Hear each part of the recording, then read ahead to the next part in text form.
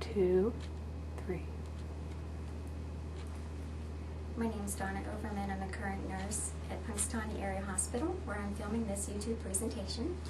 I am also a student at Lock Haven University. I am enrolled in the RN to BSN program, and we've been asked to do a YouTube presentation for our patients, and I've chosen mine on safe insulin storage. The objectives of this presentation is to describe guidelines in which safe insulin storage occurs, the different types of insulin, storage during travel, storage during emergency situations, and safe storage of your syringes. A little bit about the history. Insulin is a naturally occurring hormone secreted by the pancreas. It is required by cells of the body in order to remove glucose from the blood. When there's not enough insulin produced, this results in diabetes type 1. When the body produces insulin but cells do not respond, this results in diabetes type 2.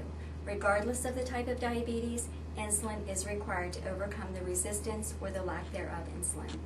In the 1920s, the first researchers took an extract from the pancreas and injected it into a small child. This was the beginning of insulin.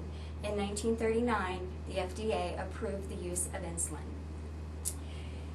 Manufacturers recommend storage, safe storage of insulin for your insulin in the refrigerator, 36 to 46 degrees Fahrenheit. To maintain the potency, refrigeration is necessary. You never want to freeze your insulin. Frozen insulin must be discarded. You should never expose your insulin to direct sunlight or heat. Never store insulin beyond the expiration date stamped on the box, vial, syringe, pen, or cartridge. Insulin inspection is very important before you give the injection. You must check the insulin to ensure that there are no clumps, particulates, that insulin that is normally clear remains clear and not cloudy. Unopened boxes of insulin should be stored in the refrigerator, once again at 36 to 46 degrees Fahrenheit. If unopened, some manufacturers do recommend that insulin can be stored at room temperature, but it cannot exceed 86 degrees Fahrenheit. If you order your insulin by mail, mail-order insulin must be shipped and stored at the required proper temp. When storing insulin pens, you must store your insulin pens with the needle up, as well as pre-filled syringes. Maximum storage vials.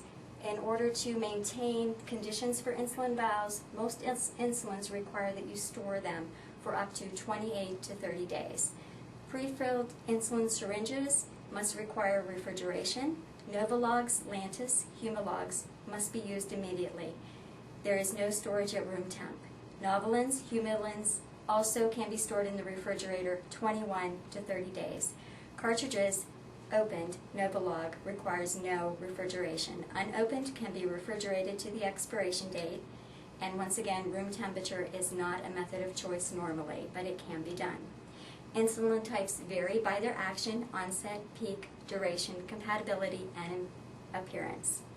The two that I'm going to talk about are your rapid insulins, your regular insulin. The onset is 30 minutes. It peaks in 1 to 3 hours, and the duration is 6 to 8 hours. Your rapid regular insulin is clear in appearance. If it has any particulates, it's cloudy, it should not be used. In addition, when you are drawing up your insulin, you must ensure that you are drawing up your clear insulin first and then your cloudy insulin, which leads me into the NPH, which is the slower onset, intermediate acting insulin. Its onset is 2 hours. It peaks in 4 to 12 hours, and it is a longer duration, so it lasts up to 18 to 26 hours.